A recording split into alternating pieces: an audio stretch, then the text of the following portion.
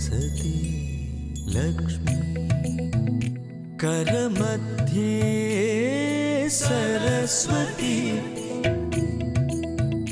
करमूले सदा गौरी प्रभारे करदर्शन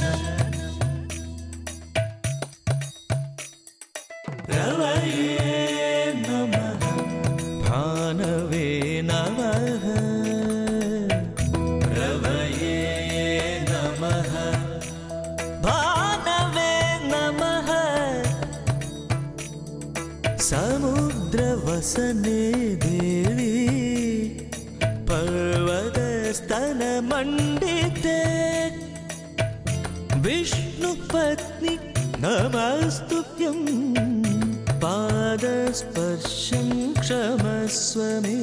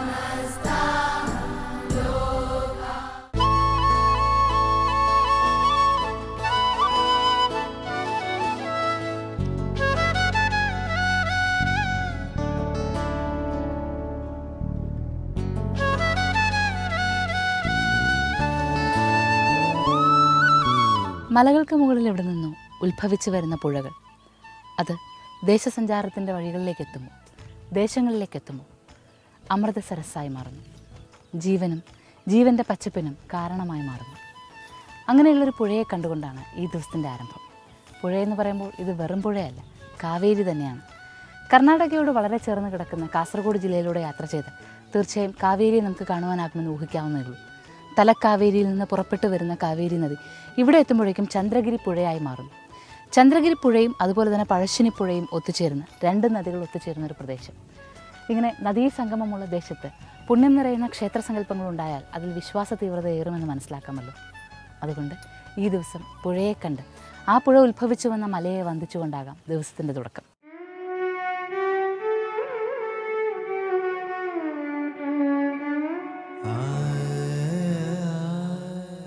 അറിവമ്മ അലിവമ്മ അമൃതമ്മ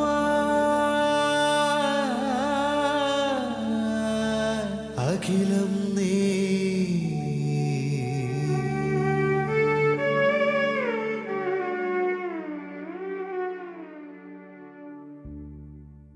പരസ്പരം കണ്ടുമുട്ടുമ്പോൾ ഈശ്വര സ്മരണ ഉണർത്തുന്ന വാക്കുകൾ വേണം ആദ്യം പറയാൻ. ഓം നമഃശിവായ എന്നാൽ ശിവമായിട്ടുള്ളതിനെ നമിക്കുന്നു എന്നാണ് അർത്ഥം. ഒരു കൈ ഉയർത്തി ടാറ്റ പറയുമ്പോൾ തമ്മിൽ അകലുകയാണ്. ഇരു കൈകളും ചേർത്ത് തൊഴുമ്പോൾ ഹൃദയങ്ങൾ പരസ്പരം അടുക്കുന്നു. ജഗദ്ഗുരു ശ്രീമാതാ അമൃതാനന്ദമയി ദേവിയുടെ വാക്കുകളിലൂടെ പരസ്പരം അറിയുന്ന ഹൃദയങ്ങളുടെ സ്നേഹത്തിൻ്റെ സുരഭിലത അറിയുവാൻ നമുക്കാകട്ടെ.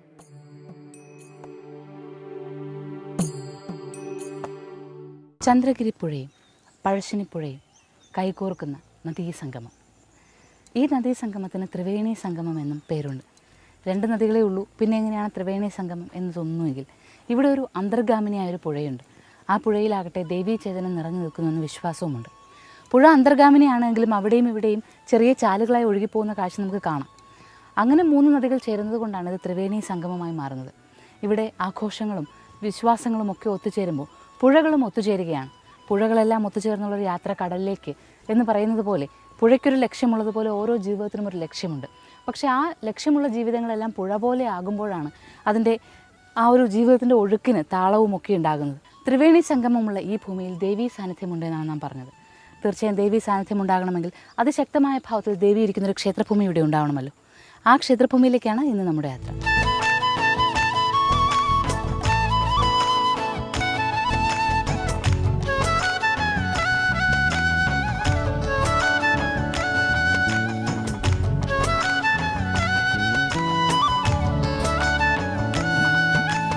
പുഴ കണ്ടു. പുഴകൾ 3 ചേരുന്നതിനെക്കുറിച്ച്, ത്രിവേണി സംഗമത്തെക്കുറിച്ച് പറഞ്ഞു. തലക്കാവേരിയിൽ നിന്ന് ഒഴുകി വരുന്ന കാവേരി സാന്നിധ്യം ഇവിടെയുണ്ട് എന്നും പറഞ്ഞു. പക്ഷേ ദേശം ഏതാണെന്ന് നാം ഇതുവരെയും പറഞ്ഞില്ല. തീർച്ചയായും അതിൻ്റെ ആകാംക്ഷ ഇത് കണ്ടുകൊണ്ടിരിക്കുന്ന എല്ലാ പ്രേക്ഷകരിലും ഉണ്ടാകും. നാം ഇപ്പോൾ കാസർഗോഡ് ജില്ലയിലൂടെയാണല്ലോ യാത്ര നടത്തിക്കൊണ്ടിരിക്കുന്നത്. ഇതുവരെ കണ്ട ക്ഷേത്രങ്ങൾ കാഞ്ഞങ്ങാട് ഭാഗത്തുള്ളതുമായിരുന്നു.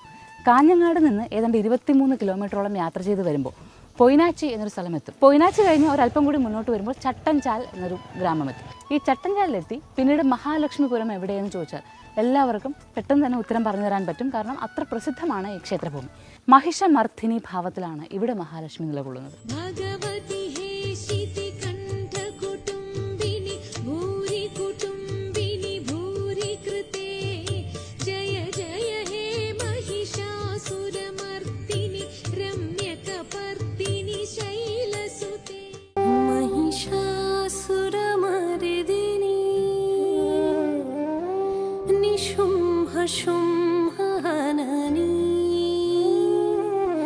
ഭദ്രകാളി കപാലിനി ബ്രഹ്മവാദിനി.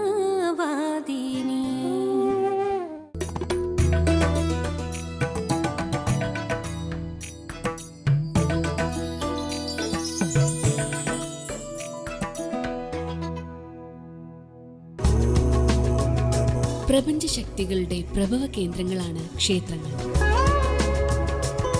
ക്ഷേത്രദർശനം ശരീരത്തിനെ ഊർജ്ജസ്വലമാക്കുന്നു, മനസ്സിനെ നിർമ്മലമാക്കുന്നു. ഓരോ ദേശത്തിൻ്റെയും സംസ്കാരത്തിൻ്റെയും ജീവിത രീതികളുടെയും അടിത്തറയാണ് ക്ഷേത്രങ്ങൾ. ക്ഷേത്രാചാരങ്ങളും ഐതിഹ്യങ്ങളും വിശ്വാസങ്ങളും അറിഞ്ഞുകൊണ്ട് പുണ്യവീഥികളിലൂടെ ഒരു പ്രദക്ഷിണം.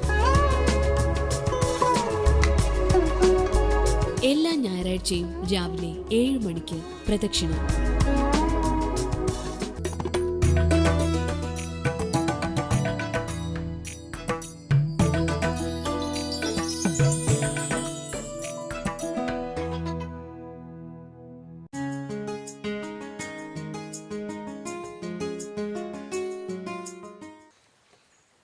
അമേരിക്കയിൽ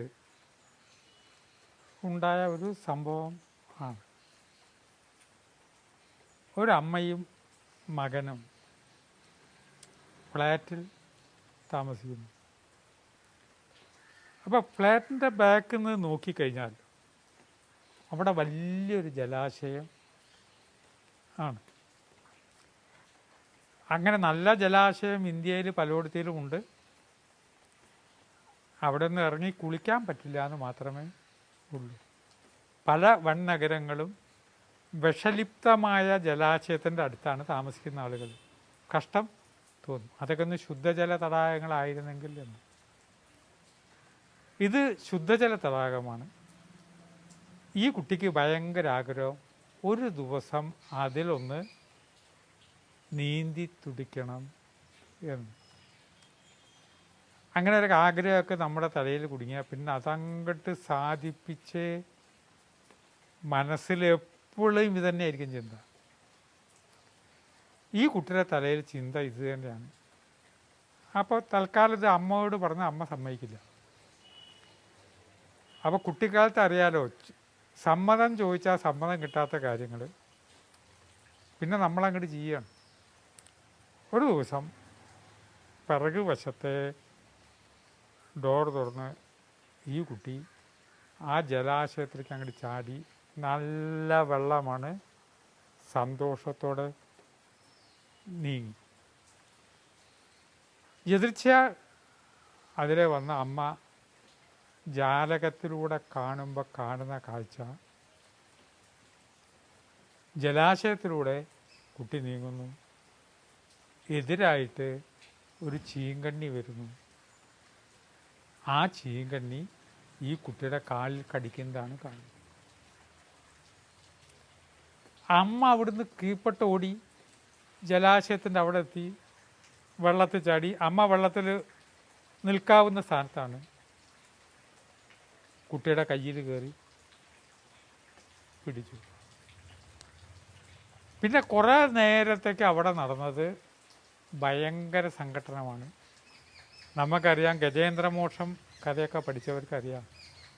ചീങ്കണ്ണി പിടിച്ചാൽ പിടി വിടില്ല എന്നാണ്. ശങ്കരാചാര്യരെ ചീങ്കണ്ണി പിടിച്ചു. ഈ ചീങ്കണ്ണിയിൽ നിന്ന് മോചനം നേടണമെങ്കിൽ അമ്മ എനിക്ക് സന്യാസം തരുന്ന കാര്യത്തിൽ യോജിപ്പ് പറഞ്ഞാൽ, പ്രഖ്യാപിച്ചാൽ ചീങ്കണ്ണി പിടുത്തം വിടുമെന്ന് ശങ്കരാചാര്യർ പറഞ്ഞ കഥ നമുക്കൊക്കെ അറിയാം. കൂട്ടത്തിൽ എതിർച്ചയാ പറയട്ടെ, അതിൻ്റെ അർത്ഥം ചീങ്കണ്ണി വന്ന് പിടിച്ചു എന്നല്ല. അതിന് വലിയൊരു ഭൗതിക തലത്തിൽ, താന്ത്രിക വശത്തിൽ വലിയൊരു അർത്ഥമുണ്ട്. മൂലാധാരം, സ്വാധിഷ്ഠാനം, മണിപൂരക ചക്രം, എല്ലാ ചക്രങ്ങൾക്കും ഓരോ ദേവതകളുണ്ട്. ഓരോ ദേവതകൾക്കും ഓരോ വാഹനമുണ്ട്. അതിൽ ചീങ്കണ്ണി ഒരു വാഹനമാണ്. അപ്പം ചീങ്കണ്ണി കാലിൽ കയറി പിടിച്ചു എന്ന് പറഞ്ഞാൽ കുണ്ടലിനി ശക്തി മുകളിലേക്ക് ഒഴുക്കാൻ സഹായം വന്നിരിക്കുന്നു എന്നർത്ഥം തന്നെയാണ്. പക്ഷെ ഇങ്ങനൊരു കഥാരൂപത്തിൽ പറഞ്ഞിട്ടില്ലെങ്കിൽ ആളുകൾക്ക് മനസ്സിലാവില്ല. ഈ കഥയാണ് ഈ ആശയങ്ങളെ കൊണ്ടുപോകുന്നത്. ശങ്കരാചാര്യരെ മുതല പിടിച്ചു എന്ന് പറയുമ്പോൾ പിന്നെ കുറേ കഴിയുമ്പോൾ ഒരു സത്സംഗത്തിൽ ഗുരുവിനോട് ചോദിക്കുക, എന്തായി മുതല? അപ്പോൾ പലപ്പോഴും ഈ അപ്പൂപ്പൻ താടി പറക്കേണ്ടത് ആവശ്യമാണ്. കാരണം അത് പലയിടത്തിലും പറന്നാലാണ് അതിൻ്റെ അകത്തെ വിത്ത് ഒരിടത്ത് പോയിട്ട് ചെന്ന് വീണ് മുളയ്ക്കുള്ളൂ. അപ്പോൾ പഴയ കഥയുടെയും പിറകെ അകത്തൊരു വിത്ത് കിടപ്പുണ്ട്. ആ വിത്ത് ഒരിടത്ത് ചെന്ന് മുളയ്ക്കലാണ് ആവശ്യം. ഇവിടെ ഏതായാലും ചീങ്കണ്ണി പിടിച്ചു. ചീങ്കണ്ണി പിടിച്ച് കാലിൽ മുറിവായി. അമ്മ കയ്യിൽ പിടിച്ച് വലിക്കുമ്പോൾ അമ്മയുടെ നഖവും കയ്യിൽ കൊണ്ട് മുറിവുണ്ടാകുന്നുണ്ട്. ഉറക്ക ബഹളം വെച്ചപ്പോൾ ആരൊക്കെ ഓടി വന്നു, ചീങ്കണ്ണിയെ വെടിവെച്ച് കൊന്നു. കുട്ടി രക്ഷപ്പെട്ടു. ആശുപത്രിയിലായി. അത്യാവശ്യം കാലിന് ചില ഓപ്പറേഷനൊക്കെ ഉണ്ടായി. അപ്പോൾ കാലിൻ്റെ ഭാഗത്ത് ഭയങ്കര മുറിവുകളുണ്ട്. കയ്യിന് ഭയങ്കര വേദനയുള്ള മുറിവുകളും അമ്മയുടെ നഖം കൊണ്ട മുറിവുകളും കയ്യിനും ഉണ്ട്.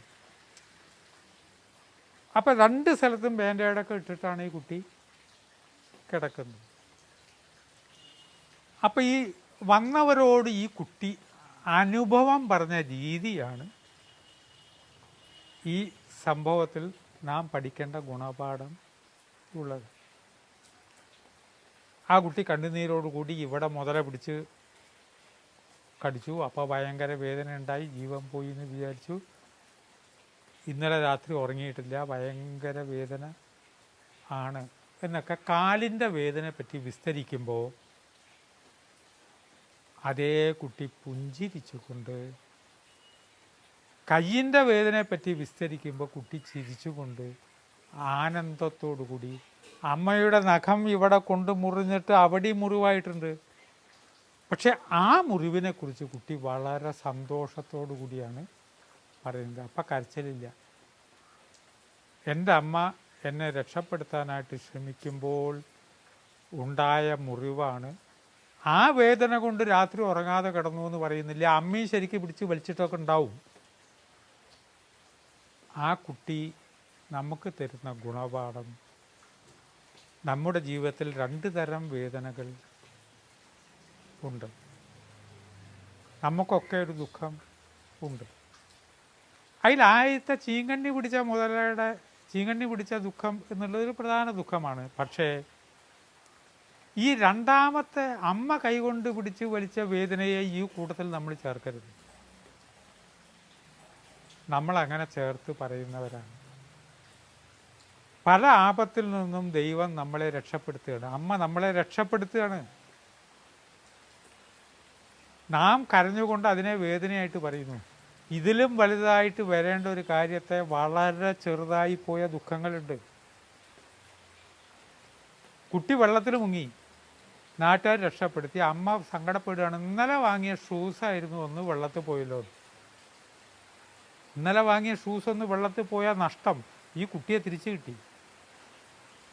അപ്പം അനവധി കാര്യങ്ങളിൽ നമ്മുടെ ജീവിതത്തിൽ ഉണ്ടാകുന്ന ദുഃഖങ്ങളിൽ നല്ലൊരു ശതമാനവും ചീങ്കണ്ണി പിടിച്ചതല്ല, അമ്മ പിടിച്ച് വലിച്ചപ്പോൾ നഖം കൊണ്ട വേദനകളാണ്. സ്വന്തം ജീവിതത്തെ നമ്മളൊന്ന് അനലൈസ് ചെയ്യും. എനിക്ക് ഇന്നെന്ന വേദനകൾ ഉണ്ടായിട്ടുണ്ടല്ലോ, ഇന്നെന്ന ദുഃഖങ്ങളുണ്ടല്ലോ. ചിന്തിച്ചു നോക്കുമ്പോൾ അമ്മ കൈകൊണ്ട് പിടിച്ച് വലിച്ചപ്പോൾ ഉണ്ടായ വേദനയാണ് ഇതിലും വലിയൊരു ആപത്തിൽ നിന്ന് രക്ഷപ്പെടുത്താൻ. ഇതിനെ നമ്മൾ കൊണ്ടുപോയിട്ട് അയ്യോ അമ്മയുടെ നഖം കൊണ്ടു ഇവിടെ വേദനിച്ചു എന്ന് പറയുന്നത് ശരിയല്ലാത്ത പോലെ ഈ കുട്ടി രണ്ട് രീതിയിൽ സംസാരിക്കുകയും കാലിൻ്റെ വേദനയെക്കുറിച്ച് ദുഃഖത്തോടെയും അമ്മയുണ്ടാക്കിയ വേദനയെക്കുറിച്ച് സന്തോഷത്തോടു കൂടി സംസാരിച്ച പോലെ ജീവിതത്തിൽ നമുക്ക് സംസാരിക്കാനായിട്ട് കഴിയണമെന്ന് ചിന്തിച്ച് വാക്കുകൾ ഉപസംഹരിക്കുന്നു. നമസ്കാരം.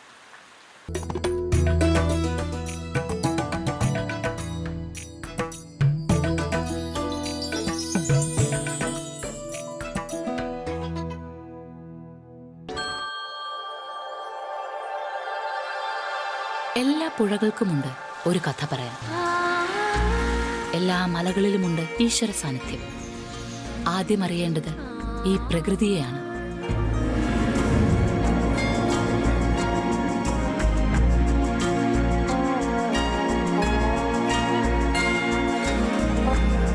സഞ്ചാരപഥങ്ങളിൽ, മോക്ഷമലകളിൽ, തപസ്ഥലികളിൽ, ചരിത്ര സ്മാരകങ്ങളിൽ, ക്ഷേത്ര സന്നിധികളിൽ പ്രകൃതിയുടെ ഊർജത്തെ അന്വേഷിക്കുന്ന തീർത്ഥയാത്ര ഉദയാമൃതം. എല്ലാ ദിവസവും രാവിലെ 6:30 നിങ്ങളുടെ സ്വന്തം അമൃത ടിവിയിൽ.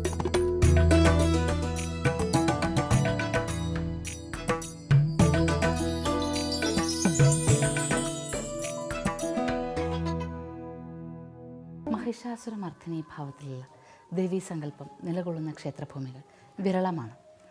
അതുകൊണ്ട് തന്നെ മഹിഷമർദ്ദിനി എന്നാണ് നാമം ഇവിടെയെങ്കിലും നമുക്കറിയാവുന്നതേ ഉള്ളൂ ഇത് മഹിഷാസുരമർദ്ദിനി തന്നെയാണ്.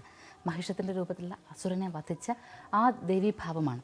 ആ ദേവീഭാവത്തിൽ ദുർഗാഭാവവും ഭദ്രകാളി ഭാവവും അങ്ങനെ എല്ലാം വന്നു ചേരുന്നുണ്ട്. മാത്രമല്ല ഈ പ്രപഞ്ചത്തിലെ 33 ദൈവങ്ങളുടെയും ചൈതന്യം ഒത്തുചേർന്നിട്ടാണ് മഹിഷാസുരമർദ്ദിനിയായ ദേവി രൂപം പ്രാപിക്കുന്നത്. അതുകൊണ്ട് തന്നെ ശക്തിയുള്ള ഭാവത്തോടു കൂടി, ഊർജ്ജം നിറഞ്ഞു നിൽക്കുന്ന ഭാവത്തോടു കൂടിയുള്ള മഹാലക്ഷ്മി ഭാവത്തെയാണ് ഇവിടെ നാം ദർശിക്കുവാൻ എത്തുന്നത്. ത്രിലോകപാലിനി സുരസുന്ദരി മാതംഗി ഭവമോചനി, ത്രിലോകപാലിനി സുരസുന്ദരി മാതംഗി ഭവമോചനി.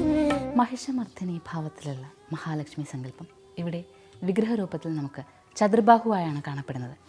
ചതുർബാഹുവായ ദേവീഭാവം വളരെ ശാന്തമായ ഭാവത്തിൽ, പ്രസന്ന ഭാവത്തിൽ, ഭക്തർക്ക് പെട്ടെന്ന് തന്നെ വരമരുളുന്ന ആ ഒരു പ്രസന്ന ഭാവത്തിലാണ് നിലകൊള്ളുന്നത്. ഇവിടെ മഹാലക്ഷ്മിയെ ദർശിച്ചു വരുമ്പോൾ കാസർഗോഡ് ജില്ലയുടെ ഭാഗങ്ങളായ പ്രദേശങ്ങളിലൂടെ സഞ്ചരിക്കുമ്പോൾ നാം മനസ്സിലാക്കുന്നുണ്ട് തീവ്രമായ ശക്തി ആരാധനയുടെ ഭൂമിയാണ് ഈ പ്രദേശം. മലബാറിൻ്റെ ഇങ്ങേ അറ്റത്തേക്ക് നാം വരുമ്പോഴേക്കും ഇവിടെ ശക്തി ആരാധനാ മന്ത്രങ്ങൾ തന്നെ, തെയ്യം വേഷം കെട്ടിയിട്ടായാലും അത് മൂവാളംകുഴി ചാമുണ്ടി ആയാലും ശരി, മുച്ചിലോട്ട് തെയ്യമായാലും ശരി, ആ തെയ്യങ്ങളിലെല്ലാം ശക്തിഭാവത്തോടു കൂടി പ്രപഞ്ചത്തെ മുഴുവൻ കാത്തുരക്ഷിക്കുന്ന ദേവിയുടെ രൗദ്രഭാവങ്ങളെ വാഴ്ത്തിക്കൊണ്ടുള്ള ഒരു ക്ഷേത്ര സങ്കല്പങ്ങളും അതുപോലെ തന്നെ ആ ക്ഷേത്ര സങ്കല്പങ്ങളിലെ ആരാധനാ രീതികളുമാണ് നിലവിലുള്ളത്.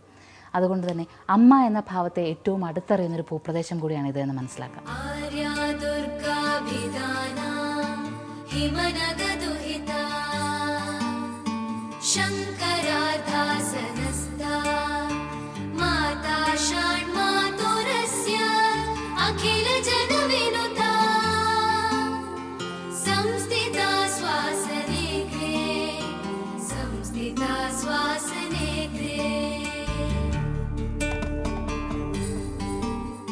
ഏകദേശം ഒരു 35 വർഷമേ ആവുകയുള്ളൂ ഈ ക്ഷേത്രം ഇന്ന് നാം കാണുന്ന നിലയിലേക്ക് ഉയർന്നു വന്നിട്ട്. അതിനു മുൻപ് ഇവിടുത്തെ സങ്കല്പം എന്താണെന്നോ എങ്ങനെയാണ് ഈ ക്ഷേത്രം ഇവിടെ എന്നതിനെക്കുറിച്ചോ അങ്ങനെ ആധികാരികമായ വലിയ അറിവുകളില്ല. എന്നാൽ ഒരു കാര്യമുള്ളത്, ഇവിടെ ഈ ക്ഷേത്രത്തിൽ നിർമ്മാണ പ്രവർത്തനങ്ങൾ, ജീർണോദ്ധാരണ പ്രവർത്തനങ്ങൾ നടന്നപ്പോൾ ഭൂമി കുഴിച്ചപ്പോൾ സ്വർണ്ണത്തിലും വെള്ളിയിലുമുള്ള ആൾ രൂപങ്ങൾ നിരവധിയായി ലഭിച്ചു അത്രേ. അതുമാത്രമല്ല സ്വർണ്ണത്തിലും വെള്ളിയിലും തീർത്ത തൊട്ടിലുകൾ, സന്താന സൗഭാഗ്യത്തിന് വേണ്ടിയിട്ടാണ് തൊട്ടിലുകൾ നേരുന്നത്, അത്തരത്തിലുള്ള തൊട്ടിലുകൾ ഇവിടെ നടക്കി സമർപ്പിച്ചിരുന്നുവെന്നും അത് ഇവിടുന്ന് ഖനനത്തിൽ അല്ലെങ്കിൽ ജീർണോദ്ധാരണത്തിന് വേണ്ടി ഭൂമി കുഴിച്ചപ്പോൾ കിട്ടുകയും ചെയ്തു. ഇപ്പോഴും ശ്രീകോവിൽ അത് സൂക്ഷിച്ചു വെച്ചിട്ടുണ്ട്, ഒരു വെള്ളിയിലുള്ള ഒരു തൊട്ടിൽ. അപ്പോൾ അതിന് ശേഷം പിന്നെ ആൾ രൂപങ്ങളൊക്കെ കണ്ടപ്പോഴാണ് ഇവിടെ ഒരു പരിഹാര പൂജ നടന്നിട്ടുണ്ട് എന്ന്, പണ്ട് കാലത്ത് തിലഹോമങ്ങൾ ഉൾപ്പെടെയുള്ള പൂജാതി കാര്യങ്ങൾ നടന്നിട്ടുണ്ട് എന്നുള്ളത് മനസ്സിലാക്കുവാനായതത്രേ. ഇപ്പോൾ നാം നിൽക്കുന്നത് ക്ഷേത്രത്തിൻ്റെ നാഗചേതനത്തിന് മുന്നിലാണ്. നാഗചൈതന്യം എന്ന് പറയുമ്പോൾ നാഗരാജ സങ്കല്പത്തെ മനോഹരമായി, അതായത് നാം സാധാരണ ഈ പ്രദേശങ്ങളിൽ തെയ്യത്തിറകളാണ് ഈ രീതിയിൽ കണ്ടിട്ടുള്ളത്. എന്നാൽ തെയ്യത്തിറകൾക്ക് നടുവിൽ തെയ്യം ഇരിക്കുന്ന തറയ്ക്ക് നേരെ മുകളിലായി ഒരു ചിത്രകൂടം ഒരുക്കിയിട്ട് അതിന് നടുവിലായി 2 നാഗവിഗ്രഹങ്ങൾ വെച്ചിരിക്കുകയാണ്.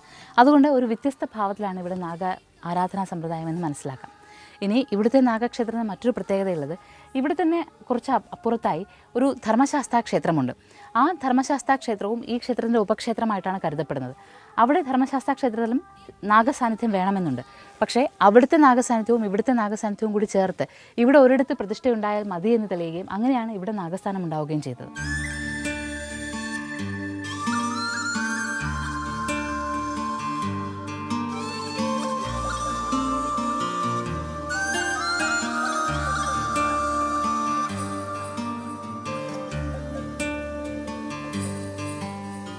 മലബാറിലെ ക്ഷേത്രങ്ങളുടെ ഒരു വലിയ പ്രത്യേകത, ക്ഷേത്ര ഉത്സവങ്ങളിൽ മറ്റുള്ള, അതായത് ആധുനിക കാലത്തിൻ്റെ പല ഒരു പ്രകടനങ്ങൾക്കും അപ്പുറത്ത് പരമ്പരാഗതമായ കലാരൂപങ്ങൾക്ക്, ക്ഷേത്ര കലാരൂപങ്ങൾക്ക് വലിയ പ്രാധാന്യം കൊടുക്കുന്നു എന്നുള്ളതാണ്.